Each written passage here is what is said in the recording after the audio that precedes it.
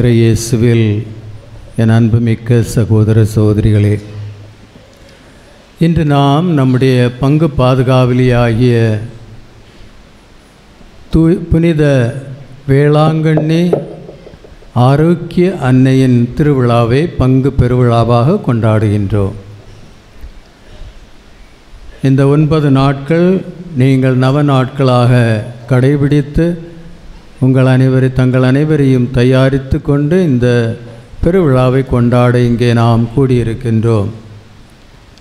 இறைவனுக்கு நன்றி செலுத்துவோம். இந்த நாளுக்காக அன்னை மரியாள் வேளாங்கண்ணி அன்னை ஆரோக்கிய அன்னை நம்முடைய பங்குக்கு பாதுகாவலியாக கிடைக்கப்பட்டதற்காகவும் நாம் இறைவனுக்கு நன்றி செலுத்த வேண்டும்.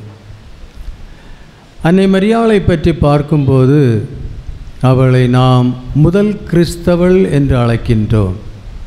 She is the first Christian. முதல் கிறிஸ்தவள் என்று அழைக்கின்றோம்.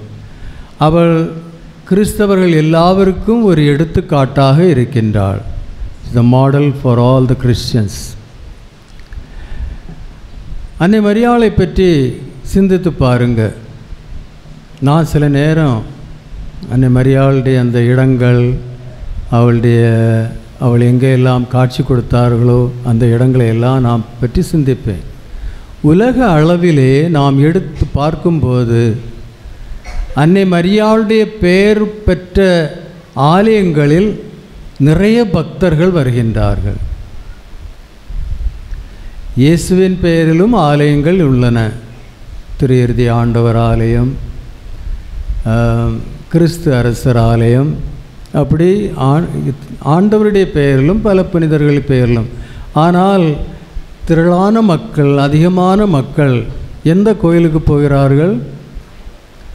அன்னை மரியாளுடைய கோவிலுக்கு. ஏன்?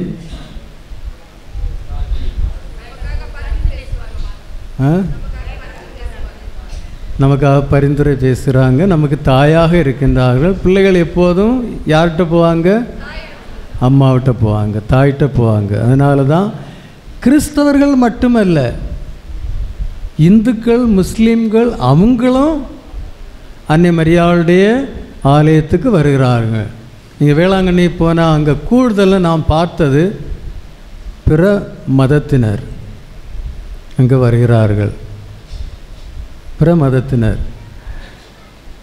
நான் முன்னால் இருந்த மீரட் என்ற மறை மாவட்டத்திலும் வேளாங்கண்ணியை போன்ற ஒரு திருத்தலம் உள்ளது.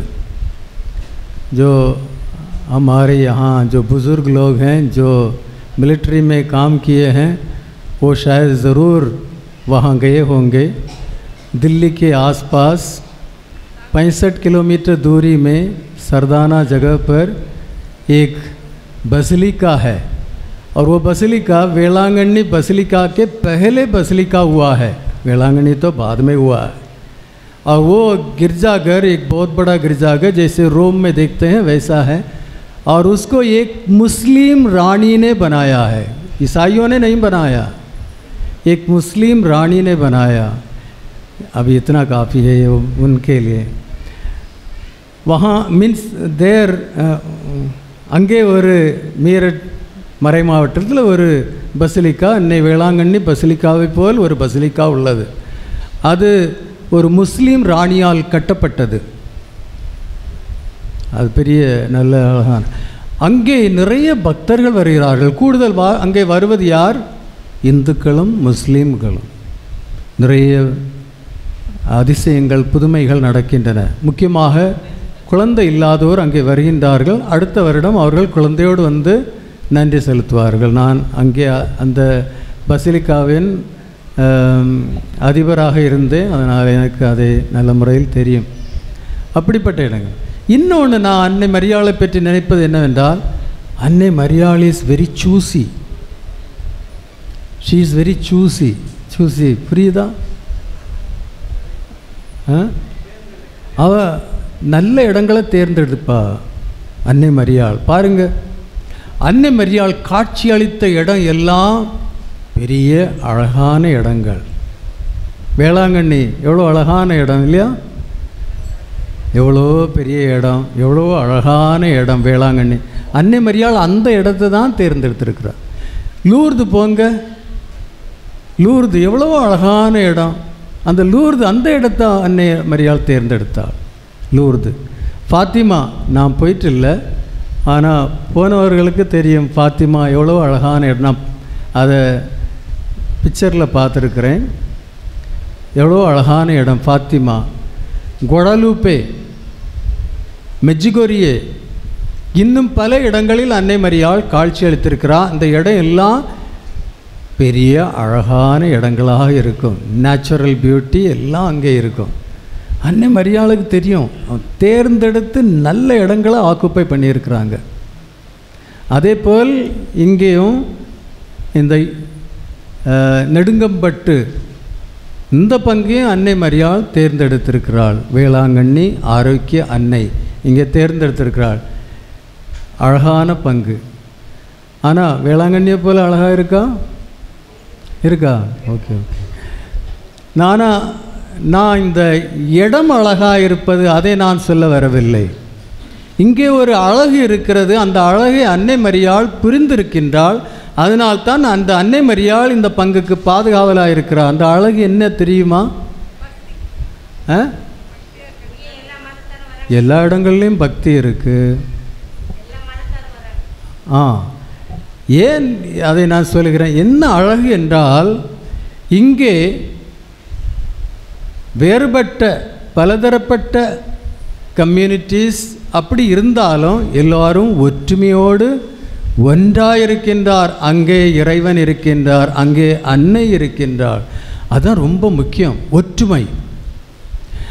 இயேசு தன்னுடைய இறுதி ஜெபம், தன்னுடைய தந்தையை நோக்கி அந்த இறுதி ஜெபம், high priestly prayer of Jesus, Yovan நற்செய்தி அதிகாரம் 17 இயேசு தந்தையிடம் ஜெபிக்கின்றார்.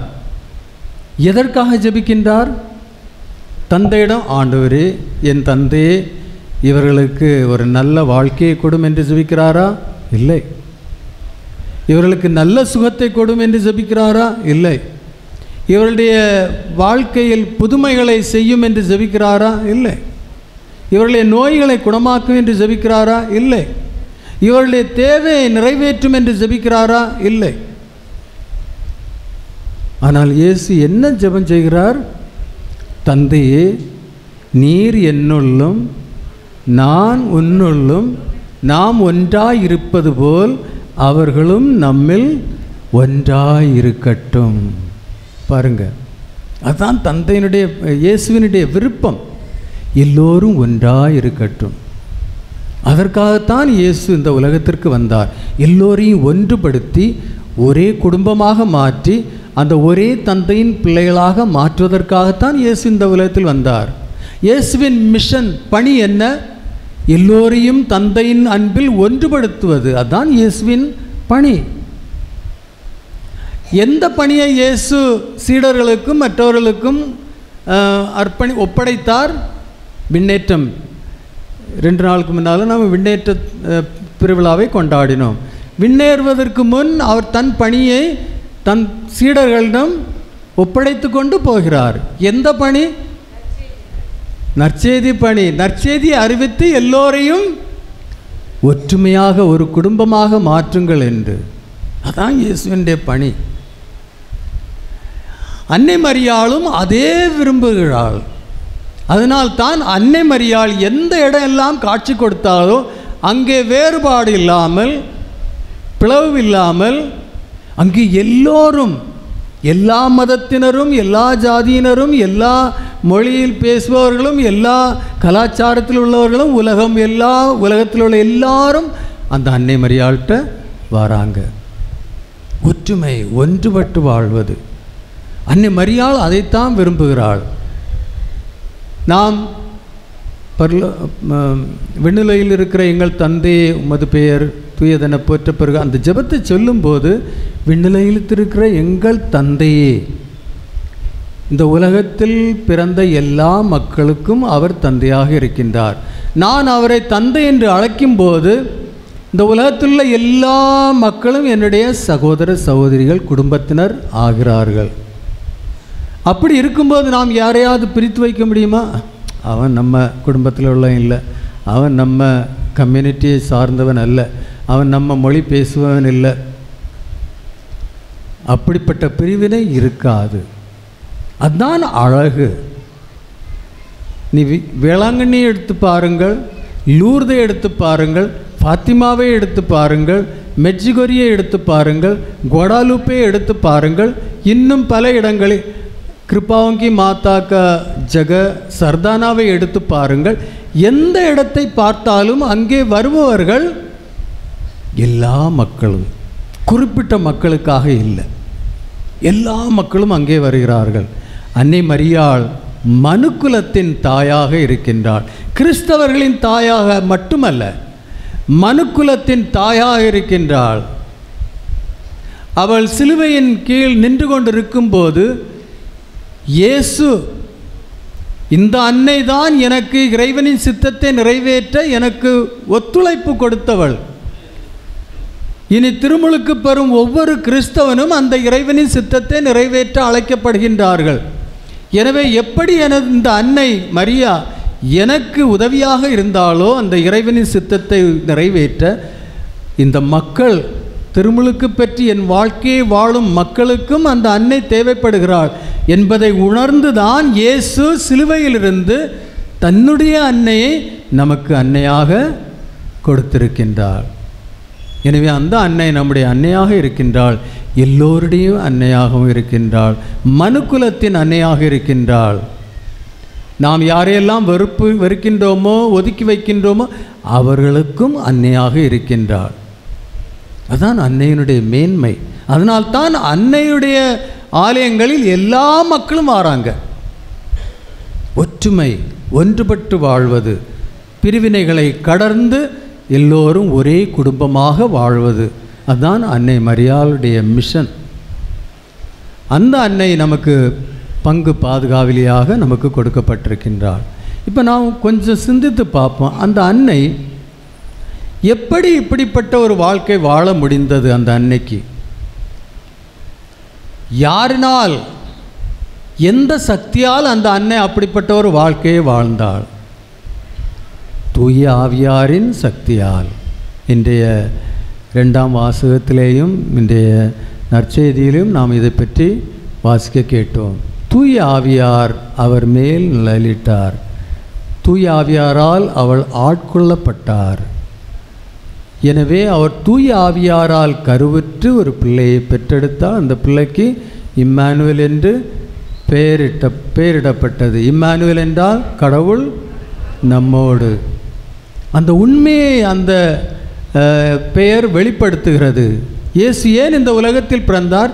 நம்மோடு ஒன்றித்திருக்க, நம்மோடு ஒன்றித்து வாழ, எல்லோரையும் ஒற்றுமையில் ஒன்று சேர்க்க தான் இயேசு இந்த உலகத்தில் பிறந்தார். எனவே இந்த ஒற்றுமை, ஒன்றுபட்டு வாழ்வது மிகவும் தேவை. அதற்காக நாம் செயல்பட வேண்டும். அதற்காகத்தான் அந்த தூய ஆவியார் நமக்கு கொடுக்கப்படுகின்றார். தூய ஆவியாரால் நாம் வலுப்படுத்தப்படுகின்றோம். வேளாங்கண்ணி அன்னையை ஆரோக்கிய அன்னை என்று நாம் அழைக்கின்றோம். உண்மையிலே ஆரோக்கியம் என்றால் என்ன? ஹெல்தி, அவர் லேடி ஆஃப் குட் ஹெல்த். நல்ல ஹெல்த்தியாக இருக்கணும், ஆரோக்கியமாக இருக்கணும். எப்படி நம்ம ஆரோக்கியமாக இருக்க முடியும்?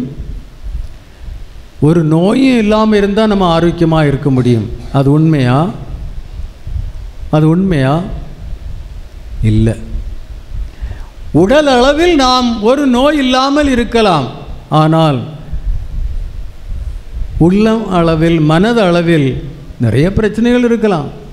அது ஆட்டோமேட்டிக்காக உடலை பாதிக்கும். எனவே ஆரோக்கியம் என்பது உடலில் மட்டுமல்ல, மனதிலும் ஆன்மாவிலும் எல்லாம் ஆரோக்கியமாக இருப்பது. Wholeness of health, total wellbeing, அதுதான் ஆரோக்கிய அன்னை நமக்கு தருவது. உடலில் மட்டுமல்ல, மனதிலும் ஆன்மாவிலும். அதுதான் நம்முடைய ஆரோக்கிய அன்னை. அதை பெறுவதற்கு ஆரோக்கிய அன்னையைப் போல் நாமும் தூய ஆவியாரால் ஆட்கொள்ளப்பட்டவர்களாக இருக்க வேண்டும். எப்படி அன்னை மரியாள் தூய ஆவியாரால் ஆட்கொள்ளப்பட்டு இறைவனின் சித்தத்தை நிறைவேற்ற முன் வருகிறார்களோ, அவள் என்ன சொன்னால், இதோ உமது அடிமை, உமது வார்த்தைப்படி எனக்கு ஆக கடவது. அதுதான் ஆரோக்கியம். எப்போ நாம் நம்முடைய சுயநலத்தை விட்டுவிட்டு இறைவனின் சித்தத்தை ஏற்றுக்கொண்டு இதோ உமது அடிமை, உமது வார்த்தைப்படி எனக்கு ஆக கடவுதோ, அங்கே ஒரு பெரும் மகிழ்ச்சி, அங்கே முழு ஆரோக்கியம். அதைத்தான் நாம் எப்போதும் உணர வேண்டும். அன்னை மரியாளுடைய வாழ்க்கை பாருங்கள். அவளுடைய வாழ்க்கையில் துன்பங்கள் இருந்ததா? கண்டிப்பாக கண்டிப்பாக. வாழ்க்கை முழுவதும் துன்பமாய், எந்த நேரம் அன்னை மரியாள் இதோ உமது அடிமை, உமது வார்த்தைப்படி எனக்கு ஆகக்கடவுது என்று சொன்னாலோ அந்த நேரத்திலிருந்து அவளுடைய வாழ்க்கை துன்பமான வாழ்க்கையாக மாறினது, சிலுவையின் வாழ்க்கையாக மாறுகிறது. கடைசி வரை அன்னை மரியாள் சிலுவையின் அடியில் நின்று கொண்டிருக்கின்றாள். சிமியோன் வாக்குறுதி சொன்னது போல அந்த நேரத்தில் அவளுடைய இதயம் ஒரு வாளால் ஊடுருவப்படுகிறது. அந்த நேரமும் அன்னை மகிழ்ச்சியாக இருக்கின்றாள், அமைதியாக இருக்கின்றாள், மகிழ்ச்சியாக இருந்து இறைவனுக்கு நன்றி செலுத்துகின்றாள். எனவே உண்மையான மகிழ்ச்சி அன்னை மரியாளுடைய வாழ்க்கையிலே நாம் பார்க்கின்றோம். துன்பம் இல்லாத ஒரு வாழ்க்கை மகிழ்ச்சியாக இருக்கும் என்று நாம் நினைப்போம். அது தவறு, அது தவறு. ஆனால் எப்போது ஒருவர் தன்னை முழுவதும் இறைவனுக்கு கையளித்து இறைவனின் சித்தத்தை ஏற்றுக்கொண்டு தன் வாழ்க்கையை வாழ்கின்றார்களோ அங்கே இறைவன் இருக்கின்றார். எங்கே இறைவன் இருக்கின்றாரோ அங்கே மகிழ்ச்சி இருக்கின்றது. அதுதான் அன்னை மரியாளுடைய வாழ்க்கையினுடைய உண்மை. எனவே அன்னை மரியாள் இன்று நாம் நம்முடைய பங்கு பாதுகாவலி வேளாங்கண்ணி ஆரோக்கிய அன்னையினுடைய விழாவை கொண்டாடுகிறோம். அந்த அன்னை நமக்கு பாதுகாவலியாக இருக்கின்றார், நமக்கு எடுத்துக்காட்டாக இருக்கின்றாள். அவளுடைய வாழ்க்கை நம்முடைய வாழ்க்கையாக மாற வேண்டும்.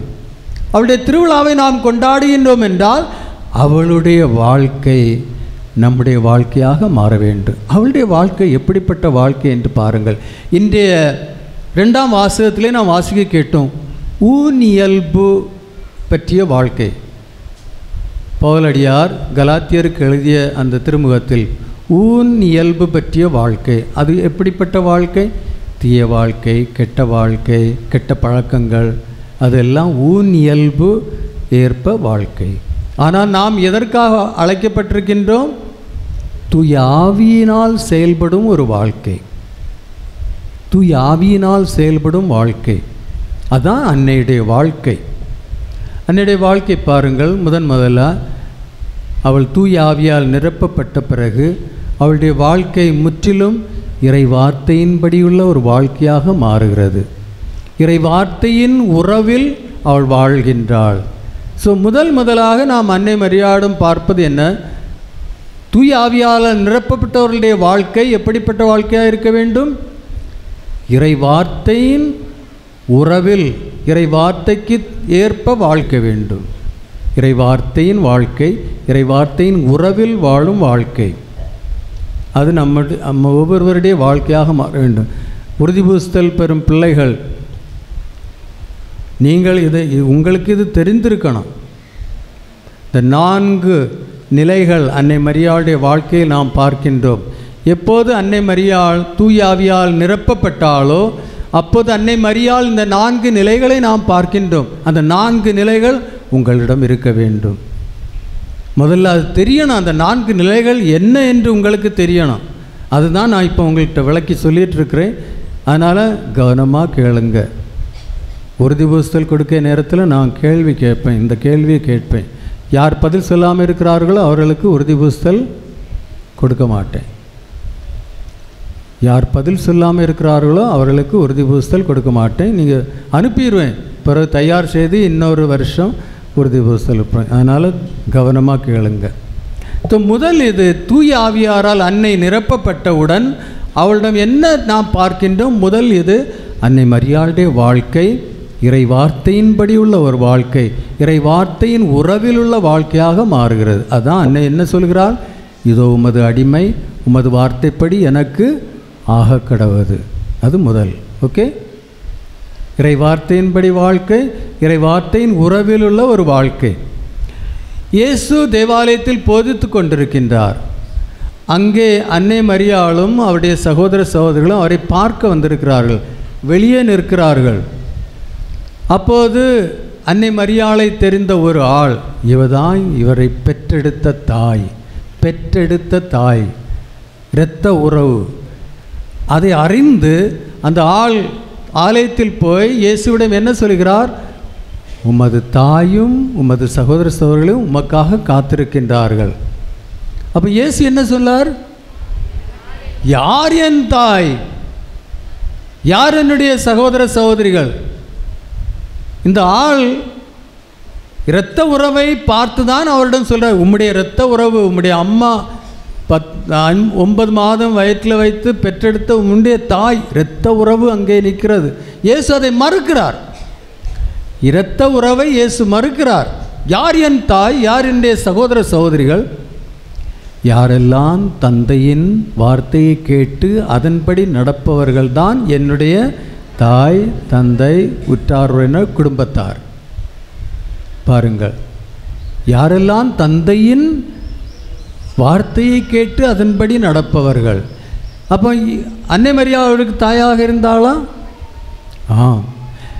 பெத்லஹேமில் இயேசுவை பெற்றெடுத்ததால் அன்னை மரியாள் இயேசுவின் தாயாக மாறவில்லை. மாறாக கபிரியேல் தூதுவர் அவருக்கு வந்து தந்தையின் வார்த்தையை எடுத்துரைத்தார். அதே நேரத்தில் அன்னை மரியா அந்த வார்த்தையை ஏற்றுக்கொண்டு அதன்படி வாழ முயல்கின்றார். அந்த நேரத்தில் அன்னை மரியாள் இயேசுவின் தாயாக மாறுகின்றாள். இரத்த உறவில் அல்ல, இறை வார்த்தையின் உறவில் அன்னை மரியாள் இயேசுவுக்கு தாயாக இருக்கின்றாள். எனவே நாமும் அந்த இறை வார்த்தை உறவில் ஈடுபட வேண்டும்.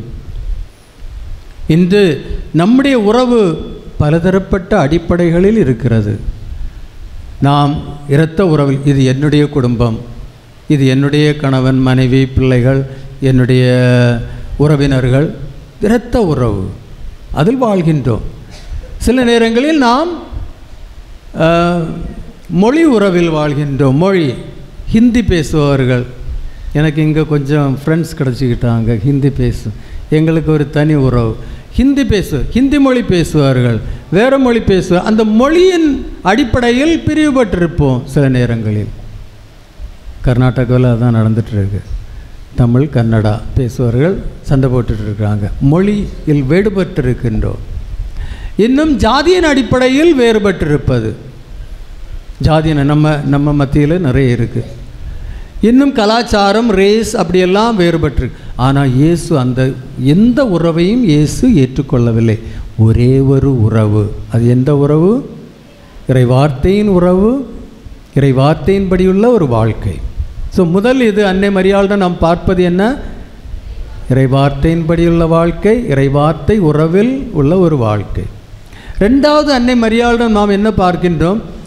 அந்த தூதுவரிடம் அந்த செய்தி கிடைத்ததும் அன்னை மரியாள் தன்னை பற்றி ஒருபோதும் கவலைப்படவில்லை.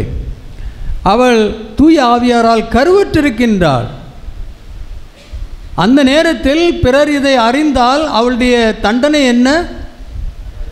கல்லால் எறிந்து கொல்லப்பட வேண்டும். அதை பற்றி அவள் ஒருபோது நினைத்ததில்லை. அவள் தூய ஆவியாரால் நிரப்பப்பட்டதும் ஓடுறா. எங்க? எலிசபெத்துக்கு. எலிசபெத் தேவையில் இருக்கின்றார். எலிசபெத்தின் தேவையை நிறைவேற்ற அன்னை மரியாள் அங்கே செல்கின்றாள். தன்னை பற்றி கவலை இல்லை, எலிசபெத்தை பற்றி கவலைப்படுகிறாள். எனவே தூய ஆவியாரால் ஆட்கொண்டதும் அன்னை மரியாள் பிறருக்காக வாழ்வளாக மாறுகிறாள். Other oriented, sensitive and generous. Other oriented, பிறருக்காக வாழ்வார்கள். தூய ஆவியாரால் நிரப்பப்பட்டவர்கள் எப்போதும் பிறருக்காக வாழ்வார்கள். நீங்கள் இப்போது இன்று தூய ஆவியாரால் நிரப்பப்படுவீர்கள். நீங்கள் யாருக்காக வாழ்வீர்கள்? அப்பா அம்மாவுக்காக, சகோதரர்களுக்காக, மற்றவர்களுக்காக. தனக்காக இல்லை, மற்றவர்களுக்காக வாழ்பவர்களாக மாற வேண்டும். எனவே ரெண்டாவது நிலை அன்னை மரியாளிடம் நாம் பார்ப்பது என்ன? பிறருக்காக வாழ்பவர்களாக மாறுது. பிறருடைய தேவைகளை அறிந்து அதை நிறைவேற்றுபவர்களாக மாற வேண்டும். அதுதான் தூய ஆவியாரால் ஆட்கொள்ளப்பட்டவர்கள். மூன்றாவது, அன்னை மரியாளுடைய வாழ்க்கையில் நாம் என்ன பார்க்கின்றோம்? தூய ஆவியாரால் நிரப்பப்பட்ட பிறகு அன்னை மரியாளுடைய வாழ்க்கை முற்றிலும் இறைவனை போற்றி எல்லாவற்றிற்கும் இறைவனுக்கு நன்றி செலுத்தும் வாழ்க்கையாக மாறுகிறது. அன்னை மரியாளுடைய வாழ்க்கையில் கெட்டது எதுவும் இல்லை, எல்லாம் நல்லது. அவளுடைய வாழ்க்கையில் என்ன நடக்குதோ, அவளுக்கு விருப்பமானதும் விருப்பம் இல்லாததும், அவளுக்கு உரியதும் இல்லாததும், நல்லது நடக்குது, கெட்டதும் நடக்குது. பிறர் இழிவாகவும் பேசுகிறார்கள், எல்லாம் அவளுக்கு ஒரு நல்லதாக தெரிகிறது. ஏன்? இதோ உமது அடிமை, உமது வார்த்தைப்படி எனக்கு ஆக கிடவது. எனவே இறைவன் வார்த்தைப்படி இதெல்லாம் என் வாழ்க்கையில் நடக்கிறது. எனவே அன்னை மரியாள் தன்னுடைய வாழ்க்கையில் நடப்ப எல்லாவற்றிற்காகவும் எல்லா நேரமும் நல்லது கெட்டது எல்லாவற்றிற்காகவும் அன்னை மரியாள் இறைவனை போற்றி இறைவனுக்கு நன்றி செலுத்தி வாழ்க்கை நடத்துகின்றாள். நாம் நம்முடைய வாழ்க்கையில் எதையும் இது வேண்டாம் அது வேணும் அப்படின்னு இல்லை, இறைவன் தருவதை மகிழ்ச்சியோடு ஏற்றுக்கொண்டு இறைவனை போற்றி கொண்டு அவரை வாழ்த்தி கொண்டு வாழ்வது தான் அன்னை மரியாளுடைய வாழ்க்கை. 3வது. 4வது, அன்னை மரியாளுடைய வாழ்க்கை ஒரு மகிழ்ச்சியான வாழ்க்கை. ஏன்? மகிழ்ச்சியின் காரணரான இயேசு அன்னை மரியாளுடைய உள்ளத்தில் இருக்கின்றார். எனவே அன்னை மரியாள் மகிழ்ச்சியாக இருக்கின்றார். நாம் எப்போது மகிழ்ச்சியாக இருப்போம்? நம்முடைய மகிழ்ச்சி வெளி காரணங்களை கொண்டுள்ளது. வெளி காரணங்கள், உள்ளுள்ள மகிழ்ச்சி அல்ல. நாம் எப்போ மகிழ்ச்சியாக இருக்கிறோம்? பிறர் வந்து நம்மை பற்றி புகழ்ந்து பேசினா நம்ம மகிழ்ச்சியாக இருக்கோம் இல்லையா? இது வெளியிலேருந்து வருது, நம்முடைய கண்ட்ரோலில் இல்லை. வெளியிலேருந்து நமக்கு விரும்பியது நமக்கு கிடைத்ததும் நம்ம மகிழ்ச்சி ஆகிறோம், நம்முடைய தேவைகள் நிறைவேறினதும் நாம் மகிழ்ச்சி ஆகிடும். அப்போ இதெல்லாம் வெளியிலேருந்து எக்ஸ்டர்னல். ஆனால் அன்னை மரியாளுடைய வாழ்க்கை, அவளுடைய மகிழ்ச்சி தன் உள்ளிலிருந்து, மகிழ்ச்சியின் காரணரான இறைவன் அவர் உள்ளே இருக்கின்றார். அதனால் அவள் மகிழ்ச்சியாக இருக்கின்றாள். சிலுவை அடியில் நின்று கொண்டிருக்கும் போதும் அவள் யாரையும் இழிவாக பேசியதில்லை. அங்கே அமைதியோடு மகிழ்ச்சியோடு இறைவனின் சித்தத்தை நிறைவேற்றி கொண்டு இருக்கின்றாள். அதுதான் மகிழ்ச்சியான வாழ்க்கை. மகிழ்ச்சிக்கு நாம் உள்ளே பார்க்க வேண்டும். நம் உள்ளே இறைவன் இருக்கின்றார். திருமுழுக்கு என்ற அருட்சாதன வழியாக இதெல்லாம் நமக்கு கிடைக்கின்றது. அப்போ அந்த 4 நிலைகள் புரியுதா? முதல் நிலை என்ன? இறை வார்த்தைப்படி வாழ்க்கை, இறை வார்த்தையின் உறவில் வாழும் வாழ்க்கை. சரியா? 2வது பிறருக்காக வாழ்வது. 3வது எல்லாவற்றுக்காகவும் இறைவனுக்கு நன்றி செலுத்துவது. 4வது மகிழ்ச்சியான வாழ்வு. வெரி குட், நல்ல பிள்ளைகள். இனி உங்களுடைய வாழ்க்கையில் மகிழ்ச்சி இருக்குதா? இருக்கா? எப்பவும் இருக்கா? சில நேரங்களில் அப்பா அம்மாவுக்கு எதிராக பேசுகிறீங்க, அவங்க என்ன சொன்னால் கீழ்ப்படியாமல் ஓடுறீங்க, அப்புறம் பிடிச்ச அடி கிடைக்குது, அப்போ அழுதுட்டு இருக்கிறீங்க. அந்த நேரம் மகிழ்ச்சியாக இருக்கிறீங்களா? இல்லை. அப்போ நீங்கள் எப்பவும் மகிழ்ச்சியாக இருக்கிறீங்களா? ஏன் எப்பவும் மகிழ்ச்சியாக? அன்னை மரியா எப்பவும் மகிழ்ச்சியாக இருக்கிறாளா? ஆமாம். நீங்கள் ஏன் எப்பவும் மகிழ்ச்சி இல்லாமல் இருக்கிறீங்க? ஏன்? இந்த 2ஆம் வாசிக்கணும். ஊன் இயல்புக்கு ஏற்ப வாழ்க்கை நடத்தும் போது நாம் மகிழ்ச்சி இல்லாமல் இருக்கின்றோம். அன்னை மரியாள் இறை வார்த்தைக்கு ஏற்ப வாழ்க்கை நடத்துகிறாள். நாம் என்ன வாழ்க்கை நடத்துகிறோம்? ஊன் இயல்புக்கு ஏற்ப. அதுதான் வித்தியாசம். அன்னை மரியாள் ஏன் மகிழ்ச்சியாக இருக்கிறார்? அவளுடைய உள்ளத்தில் யார் இருக்கிறார்? யார்? தூய ஆவியார். ஓகே, தூய ஆவியார், கடவுள் இருக்கின்றார், கடவுளின் உறவிடம். உங்கள்கிட்ட தூய ஆவி இல்லையா? இருக்காரா? பட் சில நேரம் அவர் ஓடிறாருல்ல. நீங்கள் பாவம் செய்யும்போது தூய ஆவியார் உங்களை விட்டு விட்டு ஓடிடுவார். பாவமும் தூய ஆவியும் ஒன்றா இருக்க முடியுமா? முடியாது. அதான் நீங்கள் மகிழ்ச்சி இல்லாமல் இருப்பது. அதனால் இதை உணரணும்.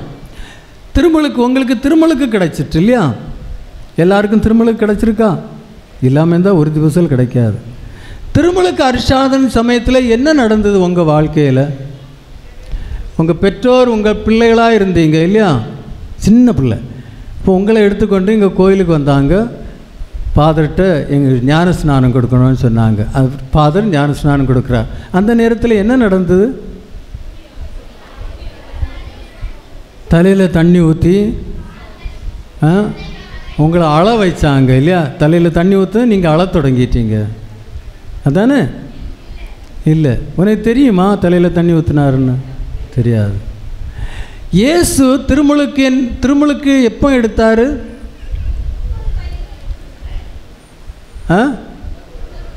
எங்கே அவருக்கு திருமுழுக்கு கிடைச்சது? யோர்தான் நதியில். யார் கொடுத்தா? திருமுழுக்கு யோவான் கொடுத்தா. குட், சபாஷ்.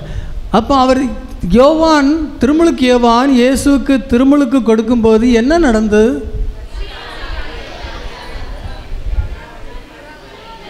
விண்ணகம் திறந்தது இல்லையா? அங்கே இருந்து யார் இறங்கி வந்தா அவருக்கு மேலே? தூயாவியார் இறங்கி வந்தார். பிறகு ஒரு குரல் கேட்டது. என்ன குரல் கேட்டது? இது என் அன்பார்ந்த மகன், இவரில் நான் பூரிப்படைகிறேன், இவருக்கு செவி சாயுங்கள்.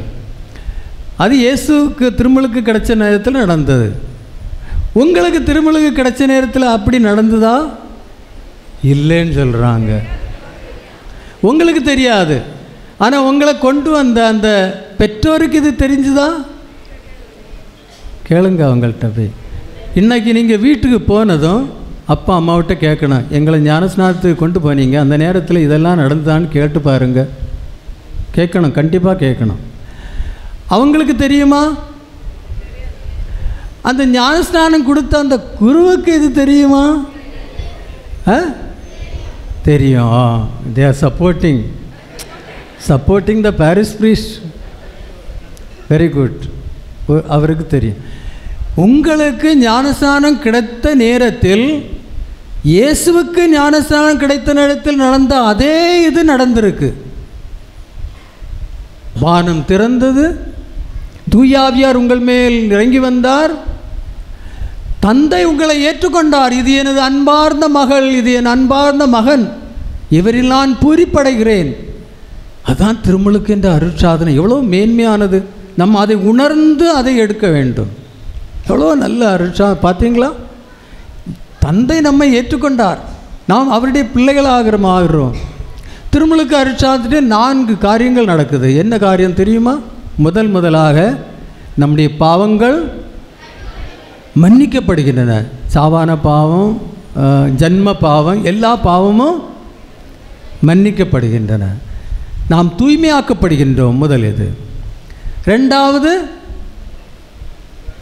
கடவுளுடைய பிள்ளைகளாக மாறுகின்றோம். கடவுளை தந்தை என்று அழைக்கும் உரிமை நமக்கு கிடைக்கிறது.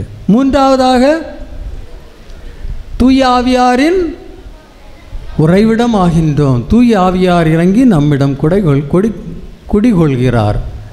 தூய ஆவியாரோடும் 3 கடவுள் நம்மிடம் இருக்கின்றார். நாம் கடவுளின் ஆலயமாக மாறுகின்றோம். அதான் பவுலடியார் சொல்லுவார், நீங்கள் கடவுளின் கோவில். அங்கே கடவுள் உங்களிடம் உறவிடம் கொள்கிறார். எனவே நீங்கள் தூய்மையானவர்கள். யாராவது இந்த கோவிலை நஷ்டப்படுத்தினால் நான் அவர்களை அழித்து விடுவேன். இது இறைவார்த்தை. ஸோ நாம் எல்லோரும் யார்? கடவுளின் கோவில். தூயாவியார் நம்மில் குடிகொள்கிறார். 3 கடவுள் நம்மிடம் இருக்கின்றார். அதனால்தான் உலகம் முடியும் வரை நான் உங்களோடு இருக்கின்றேன் என்று உயிர்த்த இயேசு நம்மிடம் சொல்லியிருக்கிறார். 4வது என்னது? நாம் திருச்சபையின் உறுப்பினர்களாகின்றோம். திருச்சபை என்ன? திருச்சபை என்ன? இயேசுவின் உடல், த மிஸ்டிக்கல் பாடி ஆஃப் கிரைஸ்ட். திருச்சபை இயேசுவின் உடல். அப்போ திருச்சபையின் உறுப்பினர்கள் ஆகுவது என்ன? அதன் அர்த்தம் என்ன? இயேசுவின் உடலின் உறுப்பினர்களாக மாறுகின்றோம். ஸோ 4 இது. இந்த ஞான ஸ்நானத்தால் முதல் உங்கள் வாழ்க்கையில் என்ன நடக்குது? பாவங்கள் மன்னிக்கப்படுகின்றன, தூய்மையாக்கப்படுகின்றன. 2வது, கடவுளின் பிள்ளைகளாக மாறுகின்றோம். கடவுளை தந்தை என்று அழைக்கும் உரிமை கிடைக்கிறது. 3வது, தூய ஆவியார் நம்முடன் குடிகொள்ள. 4வது, திருச்சபையின் உறுப்பினர்கள் இயேசுவின் உடலின் உறுப்பினர்களாக மாறினர். எவ்வளோ நல்லது! அது நடந்தது உங்களுடைய திருமுழுக்கின் போது. இப்போ அது தெரியுதா? அதில் உங்களை இப்போது உறுதி பூசுதல் என்ற அருட்சாதனத்தின் போது அந்த இதில் உங்களை உறுதிப்படுத்தப்படுகிறார்கள். தூய ஆவியார் இப்போது உறுதி பூசுதலின் போது உங்களை அந்த நிகழ்வில் உறுதிப்படுத்துகிறார். அதுதான் உறுதி பூசுதல். அப்போ சின்ன பிள்ளைகளாக இருந்தீங்க, தெரியல. இப்போ பெரியவங்க ஆகிட்டீங்க. அதனால் இப்போ அதில் உறுதிப்படுத்தப்படுகிறீர்கள். குருவானவர் உங்கள் ஆயர் உங்கள் நெற்றியில் கிறிஸ்மா திருத்தைலம் பூசி தூய ஆவியாரால் நீங்கள் முத்திரையிடப்படுகிறீர்கள். இறைவனுக்கு சொந்த மக்களாக்கப்படுகிறீர்கள். எனவே இன்று முதல் உங்களுடைய வாழ்க்கை எப்படிப்பட்ட வாழ்க்கையாக இருக்க வேண்டும்? அன்னை மரியாளை போன்ற வாழ்க்கையாக இருக்க வேண்டும். அந்த வாழ்க்கையில் அந்த 4 நிலைகளை பார்க்க வேண்டும். புரியுதா? இதுதான் உங்களுடைய வாழ்க்கையின் முக்கியத்துவம். எனவே இன்று நாம் இறைவனுக்கு நன்றி செலுத்துவோம். இன்று நம்முடைய பங்கு பாதுகாவலியாகிய வேளாங்கண்ணை ஆரோக்கிய அன்னையின் திருவிழாவை கொண்டாடும் போது நாம் முக்கியமாக இந்த பிள்ளைகளுக்காக ஜெபிப்போம். இந்த பங்கில் உள்ள ஒவ்வொரு குடும்பத்திற்காகவும் ஜெபிப்போம். நம்முடைய வாழ்க்கை தூய ஆவியால் ஆட்கொண்ட வாழ்க்கையாகவும் அன்னை மரியாளுடைய எடுத்துக்காட்டை ஏற்றுக்கொண்டு வாழும் ஒரு வாழ்க்கையாகவும் இருக்க இன்றைய திருப்பலியின் போது நாம் இறைவனை வேண்டுவோம்.